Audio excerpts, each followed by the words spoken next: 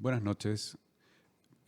Continuando con la diplomatura en Historia de América Latina y de la Integración, vamos a desarrollar la siguiente temática que tiene que ver justamente con entender el proceso que lleva a las revoluciones en América Latina y cuál es la influencia que tiene en este, digamos, proceso histórico la hegemonía inglesa, ¿sí? Y también, digamos, hablar primero de cómo fue el proceso que llevó, digamos, a la consolidación de Inglaterra como la potencia mundial que dominó el mundo durante el siglo XIX y también durante la primera mitad del siglo XX. En ese sentido, entonces, tenemos que retroceder algunos siglos y sumergirnos en la modernidad y fundamentalmente con los diferentes procesos que tienen que ver con la construcción de los estados modernos, el absolutismo y fundamentalmente cómo nacen estos estados modernos. Y los primeros estados modernos, cuando decimos, nos referimos fundamentalmente a esta idea que tiene que ver con la construcción de una nación, un gobierno, ¿sí? Y una sola religión. Y en ese sentido, nosotros hemos visto ya que los estados que surgieron y se consolidaron en ese proceso fueron España, Francia, Portugal y también se va a sumar un poco más tarde, digamos, Inglaterra. Acá es donde tenemos que ver esta cuestión que tiene que ver básicamente con bueno, la separación de Gran Bretaña y de Inglaterra fundamentalmente con la Iglesia Católica, que fue un proceso que llevó también muchos años de guerras civiles, por guerras de religión fundamentalmente, y la expulsión hacia América de todas las versiones que no comulgaban con la Iglesia anglicana fundamentalmente, ¿sí? Que se transformó en la Iglesia del Estado y la Iglesia del Rey. En ese sentido, entonces, eso, ¿sí? Que fue la consecuencia directa de la Guerra de los 30 años, sentó las bases de la unidad en relación a la cuestión de la fe fundamentalmente. En ese sentido, también hay que tener en cuenta que Gran Bretaña, ¿sí?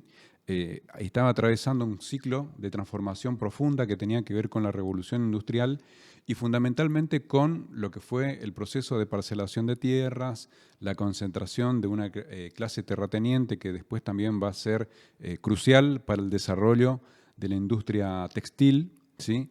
Y en ese aspecto, digamos, cómo incide la revolución industrial, especialmente con la introducción de la máquina a vapor, no solamente a la industria textil, sino también al transporte ferroviario, la locomotora, ¿sí?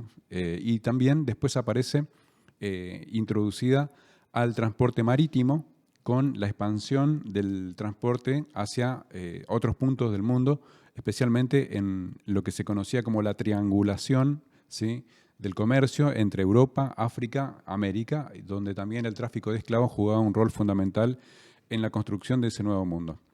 En ese sentido, ese es el primer influjo, el primer impulso que va a consolidar a la potencia emergente de Inglaterra, que todavía tenía que competir con Francia y también con Holanda, ¿sí?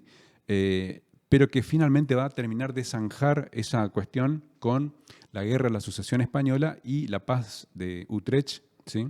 Donde finalmente se asume especialmente la cuestión de el cambio, digamos, de la corona española, ¿sí? Se cambia de la Casa de Austria a la Casa de Borbón, y fundamentalmente también estas reformas de carácter liberal que empezaron a introducir reformas que tenían que ver básicamente con el comercio y fundamentalmente con abrir nuevos puertos a el intercambio con el mundo, ¿sí? Y ahí es donde aparece especialmente la cuestión que nos involucra a nosotros como República Argentina, porque se habilita el puerto de Buenos Aires para el comercio internacional. Tenemos que tener en cuenta también que, además de Buenos Aires, se habilitan otros puertos, el de Veracruz, ¿sí? Por ejemplo, en México. Y además, señalar que la política comercial de la Casa de Austria fundamentalmente tenía que ver con la regulación exhaustiva que solamente habilitaba el puerto de Lima y el puerto de Portobelo en Panamá para el comercio directo, digamos, con España. ¿Por qué es importante esto? Porque, digamos, porque las reformas liberales que van a introducir los Borbones van a sentar las bases para la construcción de una nueva clase social de carácter comerciante en el puerto de Buenos Aires. Se consolida una nueva ciudad-puerto vinculada fundamentalmente al intercambio global.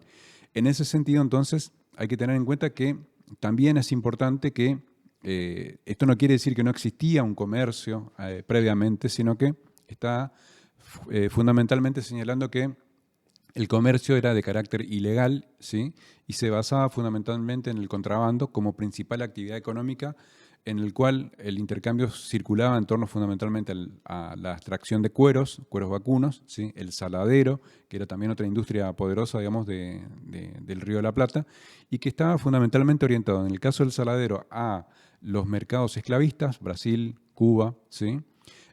Donde la producción de caña de azúcar era la principal actividad económica, y también digamos, la producción de cueros, como dijimos, que tenían que ver con la industria textil, que en Inglaterra ya venía desarrollando este impulso con la producción textil de lanas, y a esto también se suman la industria talabartera, fundamentalmente con el tratamiento de los cueros.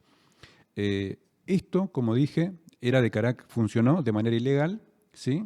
Y la ciudad del Sacramento, fundamentalmente, ¿sí? Una ciudad que hoy está en lo que es la República Oriental del Uruguay, funcionaba como principal punto de intercambio de ese intercambio ilegal o de contrabando, digamos, ¿sí? Cuando las reformas borbónicas habilitan el puerto de Buenos Aires, Ciudad del Sacramento carece de sentido y pasa fundamentalmente ya Buenos Aires a ocupar ese lugar, y en ese sentido la construcción de la ciudad-puerto construye y consolida aún más la potencia de esa burguesía local, de esa, digamos, oligarquía, que va a ser también, digamos, fuertemente vinculada a la posesión de las tierras, la explotación, digamos, ganadera, y también al intercambio comercial. En ese sentido, entonces, la hegemonía británica se logra a partir de algunos hitos que tienen que ver con la construcción de algunos puntos para el intercambio, ¿sí? El control del Océano Atlántico, especialmente de la isla de Ascensión y de Santa Elena. También la disputa, digamos, en Sudáfrica, de lo que sería básicamente lo que hoy es la República Sudafricana, pero que estaba en disputa con Holanda, con los Boer, como se llamaban así los colonos holandeses, y también con el descubrimiento de algunos minerales que tienen que ver con, digamos, el atesoramiento, el oro fundamentalmente en esos lugares. También tenemos que tener en cuenta que el sistema económico comercial funcionaba a nivel global. La India también jugaba un rol importante en ese sentido, digamos, con la producción de materia prima, pero fundamentalmente la incorporación de espacios nuevos, disputándoles a España fundamentalmente, expandían todavía un poco más el dominio y el predominio de Inglaterra sobre los mares en todo sentido. Acá también hay que tener presente que empieza a tejerse digamos, una alianza de intereses, ¿sí? Que al principio tenía que ver básicamente con un proceso que es tácito, pero que va a ir madurando a medida que la política inglesa va a ser mucho más influyente, y así es que, digamos, la corona británica comenzó, digamos, a hacer un trabajo profundo, ¿sí? De análisis, especialmente con lo que tiene que ver con el trabajo de inteligencia, en relación a cuál es el potencial del puerto de Buenos Aires, y también cuál es la predisposición de esta población en relación a una posible alianza con Inglaterra. En ese sentido, entonces, es donde tenemos que situar el acontecimiento fundamental que tiene que ver con la primera intrusión directa de Inglaterra en esta región, que es básicamente lo que nosotros llamamos en nuestra historia como las invasiones inglesas, la de 1806 y la de 1807, y que tiene que ver básicamente con un impulso que tuvo un influjo marítimo, pero también fuertemente apoyado por un ejército que tenía la intención de consolidar una cabeza de puente, y también consolidar esa relación que habíamos mencionado anteriormente entre una burguesía que fuera potencialmente aliada. La situación tiene que ver también con, digamos, un resguardo, ¿sí? De otras experiencias que fracasaron, especialmente en lo que fue, digamos, el territorio, digamos, de lo que es actualmente Colombia, ¿sí? Donde los británicos fueron expulsados, ¿sí? Muy heroicamente, digamos, por las tropas españolas, y ante esos fracasos, que tienen que ver básicamente con el control del puerto de Vallarta y otros más, digamos, es donde, bueno, en Buenos Aires también se da esa misma experiencia. El fracaso de la invasión inglesa tiene que ver básicamente con esta cuestión de entender hacer una mala lectura en relación a que la violencia o el uso de la fuerza, digamos, en este sentido, era tal vez el punto de partida en el cual lo que produjo fue un efecto contrario al deseado, que fue básicamente la reacción a todo tipo de posible alianza por parte de las milicias populares. En ese sentido también es importante destacar algunas figuras, digamos, que respondían directamente a la corona española, el virrey Liniers, por ejemplo, el virrey Sobremonte y muchos otros que empezaron a tomar partida directamente por otro tipo de vínculos. También acá es importante señalar que los ingleses, digamos, después de estos dos intentos, rediseñan todo su proceso de estrategia y es ahí cuando empiezan justamente a trabajar a partir de esta vinculación más activa con las logias, ¿sí? Donde, bueno, también vamos a ver que hay una fuerte impronta, especialmente en lo que tiene que ver con el surgimiento de la masonería y los círculos ilustrados locales, ¿sí? Comienzan a circular también las ideas de la Ilustración francesa, pero también tiene que ver con que, bueno, en Inglaterra había un interés puntual en relación a por qué era necesario comerciar directamente con las colonias españolas todavía, ¿sí? Y no directamente a través de esta mediación, teniendo en cuenta también que España e Inglaterra son rivales históricos que venían confrontando desde la Guerra de los 30 años, pero también durante la Guerra de la Sucesión Española, como habíamos mencionado anteriormente. En ese sentido, también hay que destacar que el proceso, digamos, de ocupación de la piratería, fundamentalmente en Antillas, había generado un escenario en el cual la corona inglesa, ¿sí? Había incluso estimulado la participación de los piratas, el caso, digamos, Francis Drake, ¿sí? Hay un pasaje que se llama así, Francis Drake, en el Atlántico Sur, refleja un poco la importancia que tenía la piratería para Inglaterra, ¿sí? Francis Drake es reconocido con el título de noble, ¿sí? Y se le reconoce además, digamos, por su aporte, digamos, el aporte sería básicamente la piratería, ¿sí? Cuando hablamos de pirata estamos hablando, digamos, del robo y el saqueo de los galeones cargados con plata y oro y otras mercancías, digamos, de valor, pero fundamentalmente con que ese esquema, digamos, de saqueo alimentaba el tesoro y las arcas de Gran Bretaña.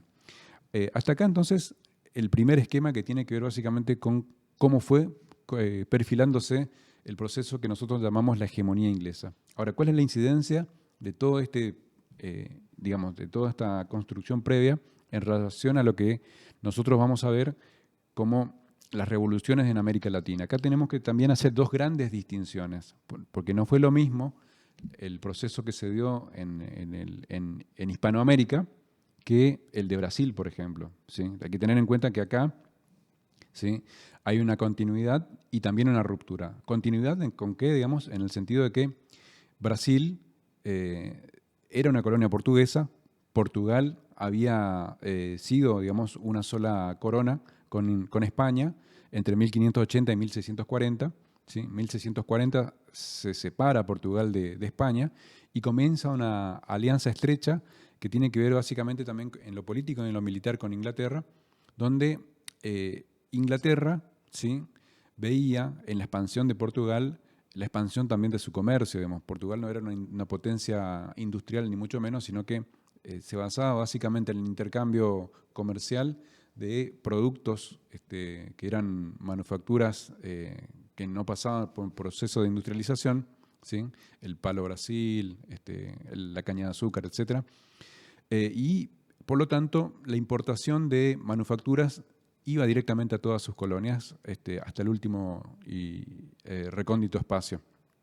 Entonces, cuanto más extensas eran las colonias portuguesas, más extenso era el comercio británico, esa era la ecuación que funcionaba.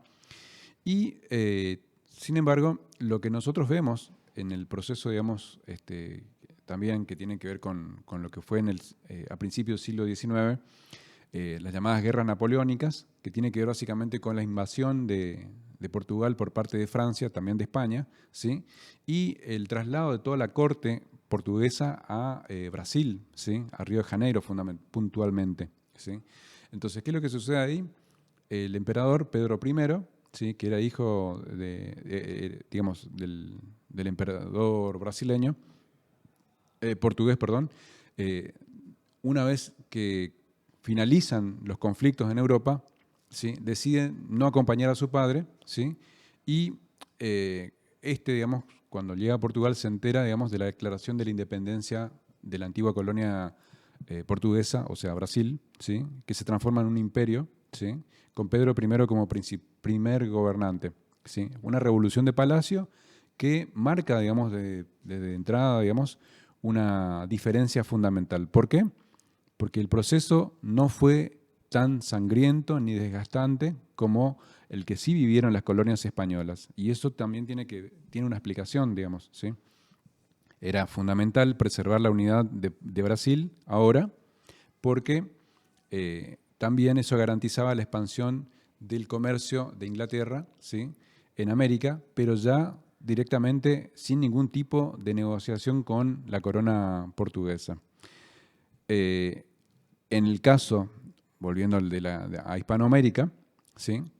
El proceso había generado un montón de incertidumbres, ¿sí? También hay que tener en cuenta que las noticias viajaban a una velocidad mucho menor a la que nosotros estamos acostumbrados en nuestro tiempo. Y cuando se comenta abiertamente que efectivamente ya no existía un gobierno central en España, ¿sí? Sino que funcionaba la Casa de Cádiz como baluarte, que también cayó, digamos, ¿sí? Y que los franceses habían, digamos, atrapado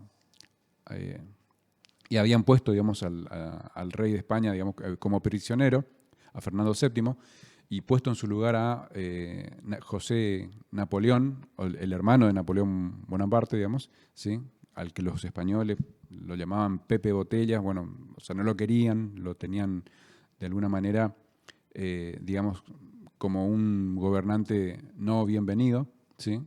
Y tenía que ver básicamente con la resistencia española que actuó como principal influjo, donde también van a foguearse algunos de los principales, digamos, referentes de estos procesos de revolución en América Latina. Estamos hablando de José de San Martín y también de otros revolucionarios que van a actuar, por ejemplo, también en el contacto con las logias de Venezuela. Estamos hablando también de Bolívar, ¿sí? Francisco Miranda y muchos otros más que van a ser fundamentalmente los que van a liderar el proceso revolucionario independentista. Nosotros nos vamos a concentrar solamente hasta acá en estos dos ítems, ¿sí? Los vamos a desarrollar con mayor profundidad en los próximos encuentros, pero la idea es que podamos ir leyendo, ¿sí? El proceso independentista en clave geopolítica y no tanto en un proceso cronológico y estudiarlo más en función de cuáles son los intereses que se movían detrás para entender cuáles son las diferencias que nos van a marcar desde el inicio hasta los días actuales. Bueno, esto es todo por ahora. Nos vamos a volver a encontrar en otro encuentro. Así que, bueno, muchas gracias.